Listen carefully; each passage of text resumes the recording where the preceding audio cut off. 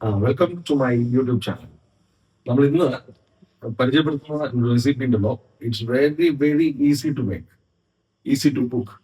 സാധാരണ വീടുകളിൽ നമ്മൾ ഇഡ്ലിക്കും ദോശയ്ക്കൊക്കെ മുളക് സംബന്ധി, ചട്നി, സാമ്പാർ ഇതൊക്കെയാണ് ചെയ്തുകൊണ്ടിരിക്കുന്നത്. അതിന് വളരെ വ്യത്യസ്തമായിട്ടുള്ളൊരു ടേസ്റ്റും ഒരു വളരെ വ്യത്യസ്തമായിട്ടുള്ള റെസിപ്പി ഇന്ന് ഇൻട്രൊഡ്യൂസ് ചെയ്യാൻ പോകണം. So let's start.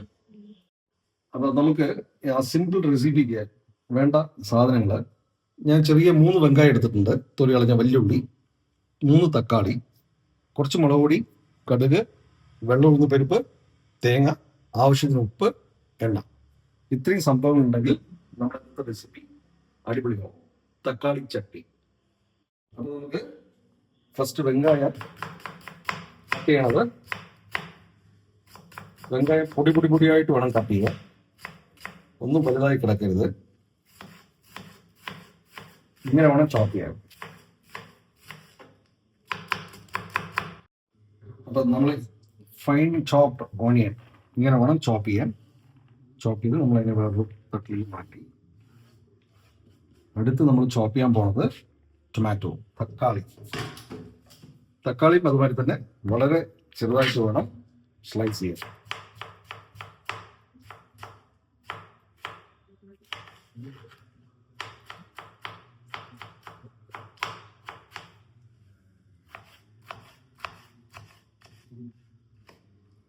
നമ്മൾ ഒനിയൻ ചോപ്പ് ചെയ്ത മാതിരി തന്നെ ചെറുതായിട്ട് തക്കാളി ചോപ്പ് ചെയ്തെടുത്തിട്ടുണ്ട്. ഇത് നമ്മൾ ഒന്നും അരയ്ക്കുന്ന കൂട്ടത്തിലല്ല, നമുക്കിതിൽ അരവ് വരുന്നത് തേങ്ങ മാത്രമാണ്. ശരിക്കും വളരെ സിമ്പിളായിട്ടുള്ള കറിയാണ്. ഓഫീസ് പോകുന്നവർക്കും കോളേജ് പോകുന്നവർക്കൊക്കെ വളരെ പെട്ടെന്ന് ഉണ്ടാക്കിയിട്ട് കുട്ടികളെ എല്ലാവരെയും തൃപ്തിപ്പെടുത്താൻ പറ്റുന്ന വളരെ ടേസ്റ്റി ആയിട്ടുള്ള ഒരു കറിയാണ്. നമുക്ക് ഇത് കുക്കിങ്ങിലേക്ക് പോവാം. ഓക്കെ, തക്കാളി ചട്നി കുക്ക് ചെയ്യാനായിട്ട് ഒരു പാൻ വെച്ചിട്ടുണ്ട്. സ്റ്റൗ നിർത്തി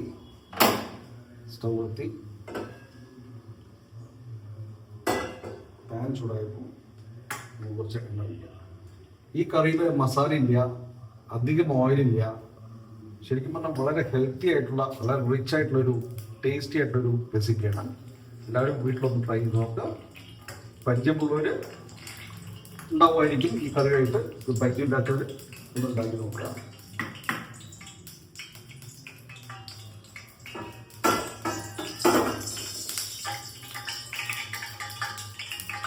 നമ്മൾ എണ്ണ ചൂടായി കഴിഞ്ഞാൽ ഇതിനോട് കടുക് വേണം.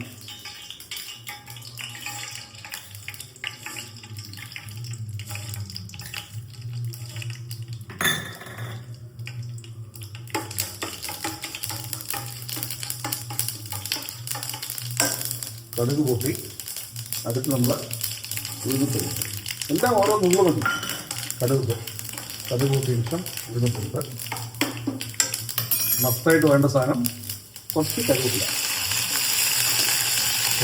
ശേഷം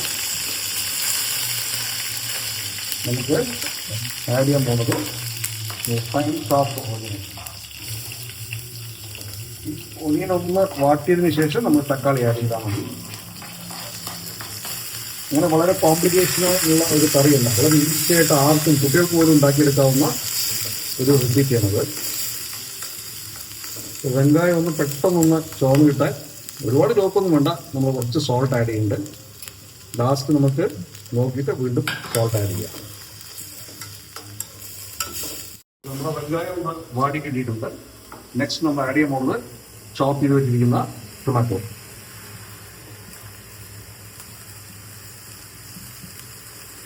ഇതാണ് ഈ തക്കാളിയും വെങ്കായം കൂടെ നന്നായിട്ടൊന്ന് മിക്സ് ചെയ്ത് അത് ഇങ്ങനെ കിടന്നുകൊണ്ട് വാടണം.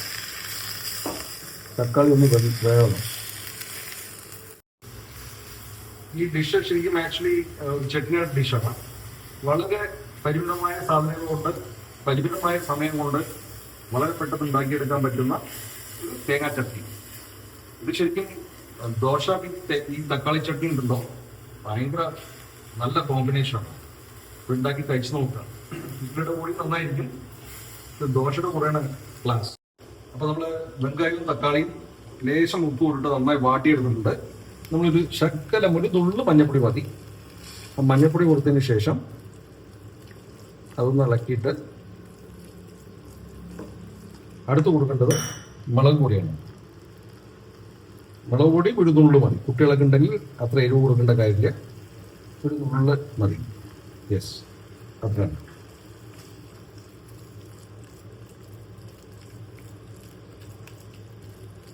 ഇതിൽ വേറെ മസാലകളൊന്നുമില്ല.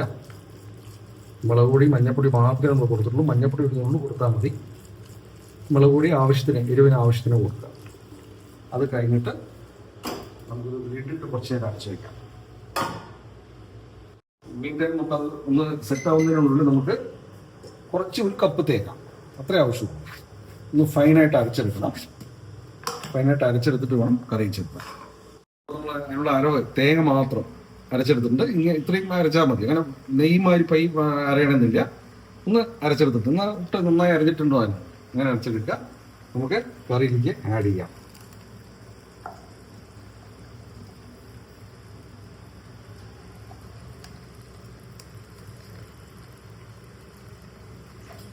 ആവശ്യത്തിനുള്ള വെള്ളം ഒഴിച്ചിട്ട്, കാരണം ഇത് ഒഴിച്ച് കറിയണമല്ലോ, അപ്പോൾ ദോശയ്ക്ക് വേണ്ട വെള്ളം ഒഴിച്ച് ഈ ഒരു പരുവത്തിലാക്കിയെടുക്കുക. ഇനി ഇതൊന്ന് തിളയ്ക്കണം.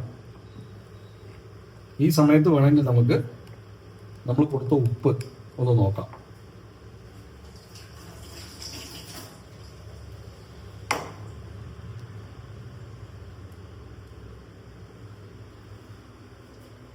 ഉപ്പ് പോരാ, ദോശയുടെ ഉപ്പ് കൊണ്ടിട്ടുണ്ട്.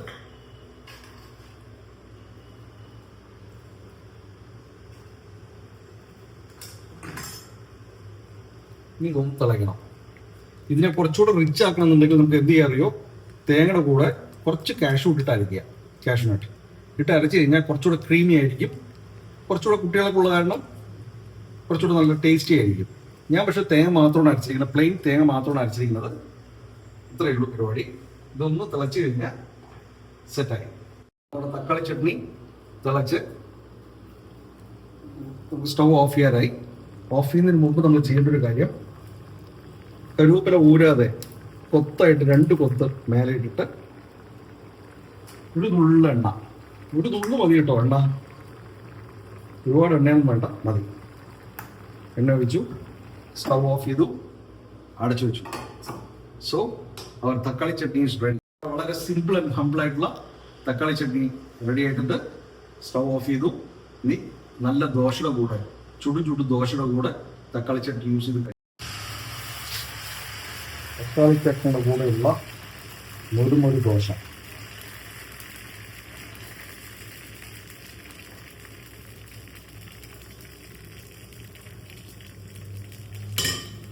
അപ്പോൾ നമ്മുടെ തക്കാളി ചട്നി കുറച്ച് നേരം അടച്ചു വെച്ചിട്ട് ഇപ്പോൾ ഈ പരുവത്തിലാണ് ഉണ്ടാവുക. ഇപ്പോൾ ഇറ്റ്സ് റെഡി ടു സെർവ്. അപ്പം ഞാൻ ഇവിടെ 2 ദോശ ചുട്ടിട്ടുണ്ട്. നമുക്ക് കുറച്ച് കറി സൈഡിൽ വയ്ക്കാം. So this is the right combination. Dosa with തക്കാളി ചട്നി, ചെട്ടിനാട് തക്കാളി chutney. It's very simple and humble. ഇഷ്ടപ്പെട്ടാൽ തീർച്ചയായിട്ടും please support me. Thank U.